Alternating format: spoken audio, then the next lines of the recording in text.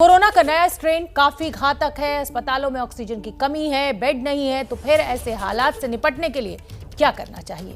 सही रणनीति क्या है? इस बारे में हमारे संवाददाता प्रणय उपाध्याय ने खास बातचीत की है हैदराबाद के सेंटर फॉर सेल्यूलर माइक्रोबायोलॉजी के निदेशक डॉक्टर राकेश मिश्रा से। सुनिए डॉक्टर राकेश मिश्रा को बहुत ध्यान से, क्या करना है अब बचने के लिए कोरोना से। बहुत जरूरी बातचीत। अचानक से ये वायरस इतनी तेजी से क्यों और कैसे फैला? क्या इसके पीछे कोई म्यूटेंट जीन है? क्या इसकी जीन सीक्वेंसिंग के अंदर कई चेंजेस हुए हैं? और वो कौन से चेंजेस हैं जो भारत के लिए खतरनाक साबित हो रहे हैं? आज हमारे साथ बातचीत करने के लिए सीसीएमबी यानी सेंटर फॉर सेल्यूलर माइक्रोबायोलॉजी के डायरेक्टर राकेश मिश्रा हैं। सर, आपका एबीपी न्यूज में स्वागत है। सर, सबसे पहला सवाल भारत का आम आदमी ये जानना चाहता है कि अचानक ऐसा क्या हुआ कि इस वायरस के बिहेवियर में एकदम से चेंज आया है? क्या इस वायरस के अंदर जो कोरोना वायरस है, नोवेल कोरोना वायरस, उसमें कुछ शिफ्ट हुआ है, ड्रिफ्ट हुआ है? इसकी जीन सीक्वेंसिंग के अंदर क्या कोई नया वेरिएंट इस जो फास्ट एंड फ्यूरियस स्प्रेड है उसके लिए जिम्मेदार है? देखिए, वायरस फैलने के लिए दो चीजों की जरूरत होती है। एक तो वायरस खुद रहना चाहिए और दूसरी चीज होता है आदमी, जो कि वायरस को एक आदमी से दूसरे आदमी तक पहुंचाता है। अभी हमने ये देखा है कि जैसे आपने कहा कुछ नए वेरिएंट्स आए हैं भारत में।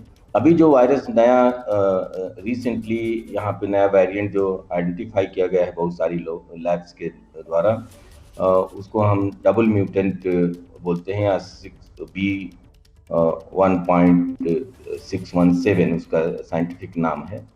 उसमें दो ऐसे चेंजेस आए हुए हैं जो वायरस की एक खास प्रोटीन पे हैं जो उसके सरफेस पे रहती है, जो कि हमारी सेल्स से चिपकती है और उस तरह से वायरस बॉडी के अंदर घुसता है।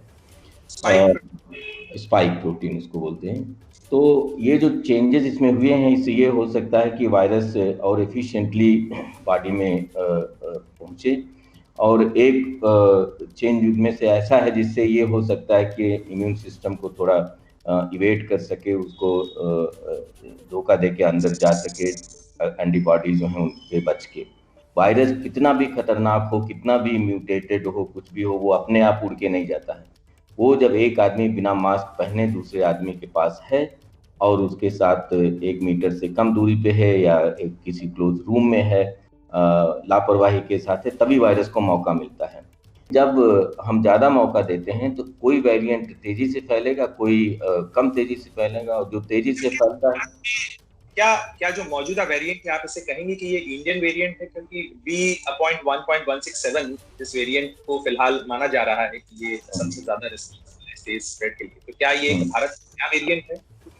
हाँ, ये अभी तक जो एविडेंस है उससे यही लगता है कि ये वेरिएंट्स का ये जो म्यूटेशन का कॉम्बिनेशन है वो इंडिया में ही आया है। और ये वेरिएंट यहाँ पे अक्टूबर से, ये आज का नहीं है, अक्टूबर से है। हमने जो सैंपल एनालाइज किए हैं, अर्लीस्ट सैंपल अक्टूबर पे 5 अक्टूबर का सैंपल महाराष्ट्र का उसमें था। ये उसको दिसंबर में भी हमने देखा, जनवरी फरवरी, उसके बाद ये धीरे धीरे बढ़ने लगा। लेकिन आज भी देखिए, हमको भ्रमित नहीं होना चाहिए। आज भी ये जो वेरिएंट है ये ज़्यादा से ज़्यादा 25%, 30% कुछ जगहों में, जैसे महाराष्ट्र में कुछ जगहों में जाता है, बाकी जगहों पे ये 5%, 10% से भी कम है। इसका मतलब कि 80-90% कोई और वेरिएंट चल रहा है। तो वो वेरिएंट का योगदान है। वेरिएंट से हमको इसलिए डरना है कि शायद वेरिएंट वैक्सीन को अवॉइड कर जाए, या शायद वेरिएंट और ज़्यादा मॉर्टेलिटी लाए, या वेरिएंट से सिम्टम और ख़राब हो। वो चीज़ें और डरने की बात है। तेज़ी से फैलने वाला तो ये वायरस है ही, ये तो शुरू से इसीलिए पैंडेमिक बन गया कि ये बहुत तेज़ी से फैलता है। और सबसे अच्छी बात यह है कि फैलने को हम रोक सकते हैं। फैलने के बाद ये जो डिजीज पैदा करेगा उसको तो हम नहीं रोक सकते, क्यों? तो वायरस बॉडी में पहुंच गया तो वो जो करना है वो करेगा। उसके लिए कोई खास दवा भी नहीं आजकल, लेकिन हम फैलने से रोक सकते हैं। अभी तक जो जीन सीक्वेंसिंग हुई है, इसको लेके ये सवाल भी उठ रहे हैं कि क्या हम उस रफ्तार के साथ, जिस तेजी के साथ इस पर काम होना चाहिए था, वो होता रहा, या हम भी इस चीज को लेके, जो हमारे साइंटिस्ट हैं वो भी इस चीज को लेके कुछ थोड़ा सा रिलैक्स हो गए कि केसेस डाउन हो रहे हैं? सीक्वेंसिंग कम हो रही थी, ये सही बात है, लेकिन शुरू में अक्टूबर, नवंबर, दिसंबर या जनवरी में भी म्यूटेंट्स बहुत सारे रहते हैं। लेकिन हमको ये नहीं पता था कि ये वाला एक वेरिएंट ऑफ कंसर्न है, क्योंकि जब वो ज़्यादा फैलने लगता है। अब हम आपको बताएं कि हमने करीब 2 महीने पहले 6000 वायरस सीक्वेंस की एनालिसिस किया था इंडिया में, जो मतलब हिंदुस्तान से आइसोलेट किए गए थे। उसमें हमको 7,500 से ज़्यादा वेरिएंट मिले थे। तो वेरिएंट कोई नई बात नहीं, तो हजारों की संख्या में रहते हैं, लेकिन कौन सा वेरिएंट धीरे धीरे बढ़ने लगेगा और बाद में एक परेशानी का सबब बन जाएगा, ये चीज़ हमको वक्त के साथ पता चलती है। जब वायरस तेजी से बढ़ने लगता है तो उसको हम वेरिएंट ऑफ कंसर्न बोलने लगते हैं। वही चीज़ हुआ जब सीक्वेंसिंग के लिए जोर तब बढ़ा, क्योंकि सीक्वेंसिंग पहली चीज़ तो आपको सैंपल चाहिए पूरे देश से। इतने बड़े देश में सैंपल कलेक्ट करना कोऑर्डिनेटेड रूप में और पता लगाना कि कहाँ पे क्या क्या वेरिएंट हो रहा है, ये जरूरी है, लेकिन बहुत चैलेंजिंग काम है।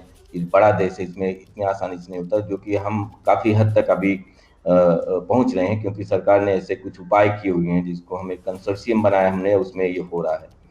और दूसरी चीज़ ये होती है कि जब हम लगातार सीक्वेंस करते रहते हैं तो धीरे धीरे पता चलता है कि ये वाला जो अजीब सा नया सीक्वेंस है, ये आज 2% में था, अगले हफ्ते 4% में होगा, उसके बाद 5% में थी। तब ये आदमी के एंटना खड़े होते हैं कि ये लगता है कि ये बढ़ रहा है, तब उसको हम वेरिएंट्स ऑफ कंसर्न बोलने लगते हैं। पर सर, आपने खुद ही कहा कि इस दौरान कुछ समय के लिए सीक्वेंसिंग का काम जो था वो काफी कुछ धीमा हो गया था। तो क्या जो कंसोर्शियम है उससे आपको सैंपल्स मिलने में देरी हो रही थी, या फंड्स की दिक्कत है, या मैन पावर की दिक्कत है? आखिर ये काम धीमा क्यों हुआ? क्योंकि जब आप खुद ही कह रहे हैं कि ये पेंडेमिक है, वायरस तो मौजूद है, उसका म्यूटेशन भी हो रहा है, स्प्रेड भी हो रहा है, तो फिर ये जो रफ्तार की कमी आई है, क्यों और कैसे आई?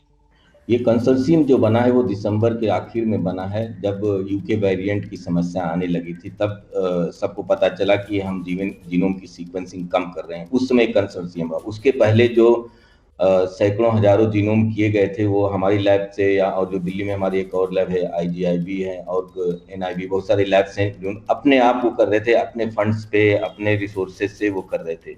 जब दिसंबर में यूके वेरिएंट की बात चली, फिर सरकार ने एक कंसोर्शियम बनाया 10 लैब का पूरे लैब में, पूरी कंट्री में, और उसके बाद 10 लैब को स्टेट्स डिवाइड किए गए, कौन कहाँ के सैंपल लेके करेगा। तो उस चीज़ों को सेटअप करें और उसके लिए फंड भी मुहैया कराए उन्होंने। तो अब वो समस्या हमारे पास नहीं है, क्लैरिटी है कि हमको इस जगह से सैंपल आने चाहिए, हमारे पास फंड्स आए हुए हैं।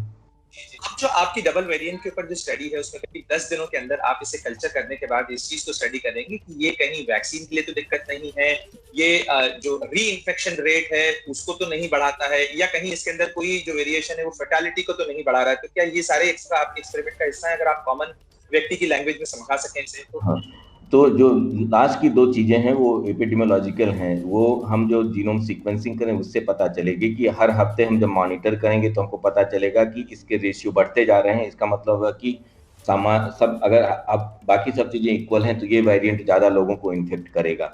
वो चीजें हमारी लैब्स ने, लेकिन सीक्वेंसिंग से पूरी देश का जो डेटा है उस हिसाब से पता चलेगा। मॉर्टेलिटी का पता भी हॉस्पिटल के डेटा से चलेगा कि जो लोग आ रहे हैं वह हॉस्पिटल से हमारे पास सीक्वेंस आते हैं, और हम देखेंगे कि अगर पूरे देश में मान लीजिए कि आज 10% है ये वेरिएंट, तो जो मॉर्टेलिटी के जो केसेस हैं वो भी 10% इस केस से होने चाहिए, इस वेरिएंट से 90% अलग से होने चाहिए। अगर मॉर्टेलिटी में ये वाला 25% 30% शो करता है, इसका मतलब कि ये मॉर्टेलिटी ज़्यादा करता है। तो वो चीज़ें अभी तक सामने नहीं आई हैं, लेकिन वो ऐसे आएगा। हमारी जो स्टडी जो लैब में स्टडी होती है उसमें हम वायरस को बनाते हैं ज़्यादा मात्रा में, और उसको जो सेल्स के अंदर डालते हैं ये उसको इन्फेक्ट करता है। उसको हम फिर जो सीरम लिया गया है, जो वैक्सीनेटेड लोग हैं या जो लोग रिकवर हुए पहले के इन्फेक्शन से, वैसे बहुत सारे सीरम हमारे पास हैं, उसको हम डालते हैं। अगर वो सीरम रोक देंगे इन्फेक्शन, इसका मतलब है कि वैक्सीन काम करेगी उनकी, या पुराना इन्फेक्शन से जो इम्यूनिटी आई है वो काम करेगी। हम ये वाली चीज़ें बताएंगे क्वांटिटेटिव तरह से कि ये ससेप्टेबल है वैक्सीन के लिए या रेजिस्टेंट करता है। अगर रेजिस्टेंट करता है तो किस हद तक रेजिस्टेंट करता है, वो क्वांटिटेटिव चीज़ हमारे लिए आएगी। लेकिन इसकी मॉर्टेलिटी या इन्फेक्टिविटी ये जो है वो एपिडेमियोलॉजिकल स्टडी से और हॉस्पिटल के डेटा से पता चलेगा, और मेरे ख्याल से 1-2 हफ्ते में ये चीज़ें काफ़ी हद तक क्लियर हो जाएंगी। सिर्फ एक चीज़ है जो हमको ध्यान देना, वेरिएंट आएंगे जाएंगे, वेरिएंट के बारे में ज़्यादा दिमाग खपाने से कुछ फ़ायदा नहीं। उसके लिए वैज्ञानिक लोग अपना काम कर रहे हैं और वो करेंगे। हाँ, समझने की ज़रूरत है, सभी को समझना चाहिए कि क्या हो रहा है, लेकिन करना क्या है वो आगे रखिए। हमको क्या करना है वो यही है कि आप मास्क पहनिए, सोशल डिस्टेंसिंग रखिए, क्लोज्ड एनवायरनमेंट मत रहिए। मैरिज पार्टी हॉल में करने का मतलब हुआ कि आपने वायरस को भी न्योता दिया और सबको डिस्ट्रीब्यूट कर दिया उस पार्टी में। हमसे बातचीत करने के लिए, सारी जानकारी साझा करने के लिए आपका बहुत बहुत शुक्रिया डॉक्टर मिश्रा। और आपने बहुत महत्वपूर्ण बात कही हर व्यक्ति यही कर सकता है कि वो अपने आप को इस वायरस का म्यूटेशन कल्चर मीडियम बनने से रोके, और ये अब हमें अपने कल्चर में यानी अपनी सभ्यता का हिस्सा बनाना होगा कि हम इस वायरस के स्प्रेड को रोक सकें। एकदम बहुत बहुत सही कहा, धन्यवाद। Thank you sir, thank you very much. ठीक है, मैं निकलता हूँ। तो डॉक्टर राकेश मिश्रा ने बहुत अहम जानकारी दी, और अहम जानकारी यही कि लापरवाही से वायरस को मौका मिलता है।